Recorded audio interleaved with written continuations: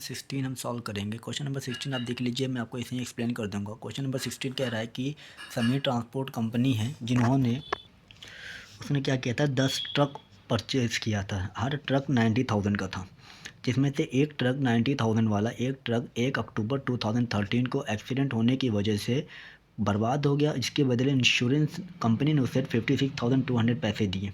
तो जो 10 ट्रक था, मैंने एक ट्रक अलग कर दिया, जो एक्सीडेंट हुआ था उसको अलग कर दिया, 9 ट्रक को मैंने अलग से लिख दिया। इससे आपके लिए इजी हो जाएगा। तो कैलेंडर ईयर है, 20% से डिप्रिसिएशन चार्ज करना है। तो 1 अप्रैल 2011 लिख दिया मैंने 90,000 और इसका अलग।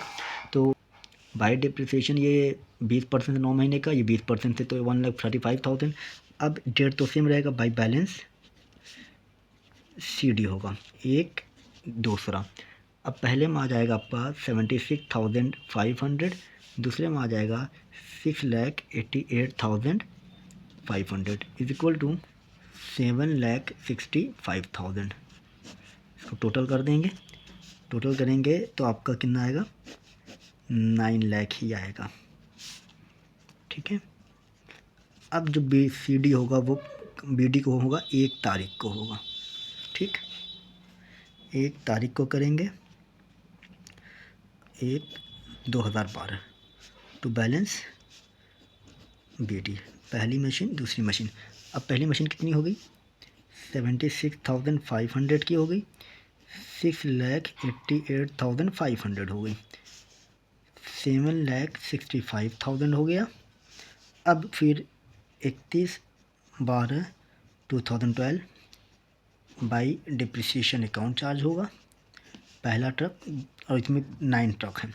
अब इस पर चार्ज होगा 20% से, तो 20% इस पर चार्ज करेंगे तो 15,300 आएगा, और इस पर 20% से चार्ज करेंगे तो 1,37,700 आएगा। दोनों को हम प्लस कर देंगे तो आपका आ जाएगा 1,53,000।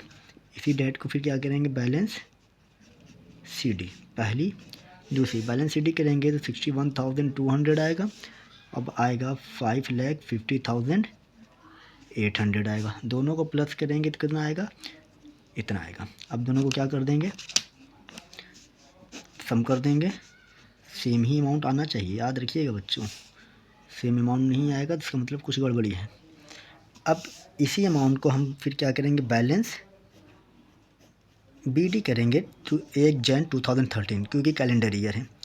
To balance B D first कितना हो गया, 61,200, 5,50,800, 6,12,000। याद होगा कि 2013 में ही वो एक्सीडेंट हुआ था। तो 2013 में एक्सीडेंट हुआ था कब, 1 अक्टूबर को। तो पैसा कितना आया था, बाई बैंक अकाउंट 56,200। 1 अक्टूबर को हुआ था, तो जैन से लेके 1 अक्टूबर यानी सितंबर तक तो 9 महीना। तो 9 महीने का तो डिप्रिसिएशन चार्ज होगा ना। तो 9 महीने का जब डिप्रिसिएशन चार्ज आप करेंगे, 9 महीने का जो डिप्रिसिएशन चार्ज करेंगे आपका, तो आ जाएगा 9,180। मशीन है कितने की, 61,200, और ये कितना हो गया 56,200, 9,180। दोनों को अगर हम प्लस करेंगे तो हमारा 61,200 वाली मशीन को, इसका मैं नोट्स बनाऊँ ताकि आपको आसानी से समझ में आ जाए। वर्किंग नोट में ही बना दे रहा हूँ।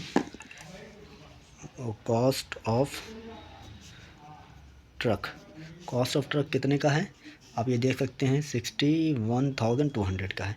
तो 61,200 लेस डिप्रिसिएशन 9,180, 02025 ये हो गया। लेस पैसा कितना मिला, कैश रिसिप्ट कितना कैश मिला है, 56,200 पैसा मिला। तो पैसा ज़्यादा मिल रहा है, ये कम है। तो 56,200, 52,020, 180, यानी ये जो आ रहा है 4,180, ये प्रॉफिट आ रहा है। तो अब ये प्रॉफिट आप कर सकते हैं।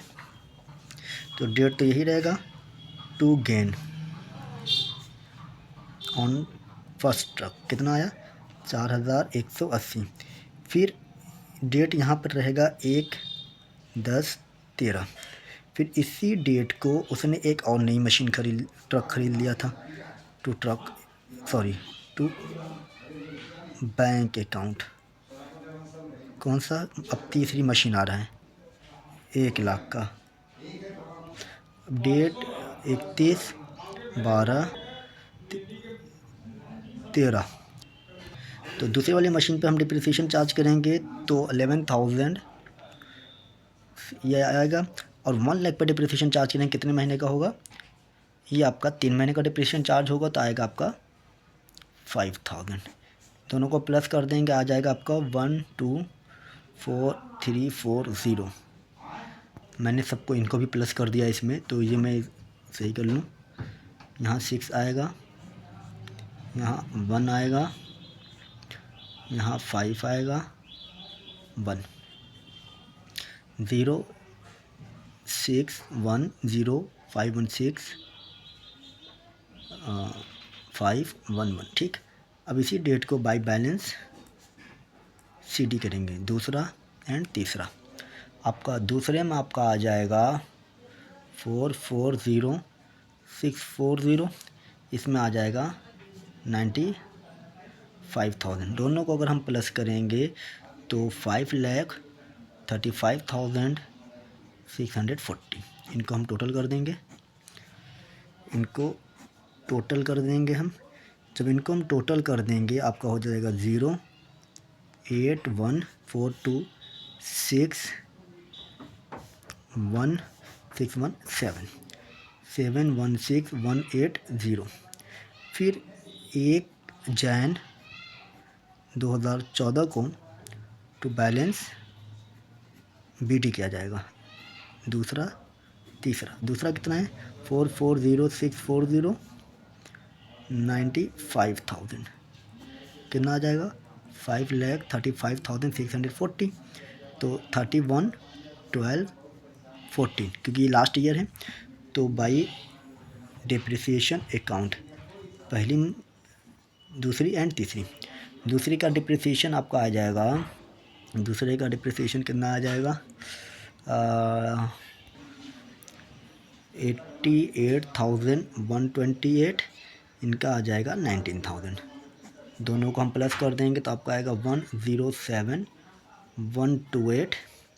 इसी डेट को बाय बैलेंस CD होगा, दूसरी मशीन एंड तीसरी मशीन। दूसरी मशीन का आपका अमाउंट बचेगा 3,52,512।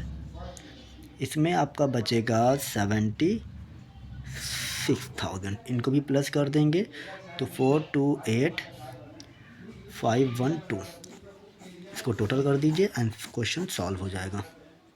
थोड़ा सा तेज़ किया है, थोड़ा सा कैलकुलेशन में गड़बड़ी हुई है, आप इसको समझ जाइएगा। क्वेश्चन ना समझ में दोबारा पूछ सकते हैं आप। कैलकुलेशन में यहीं पे थोड़ी सी गड़बड़ी हो गई तो इसको मैंने सही कर दिया है। ठीक है, थैंक यू।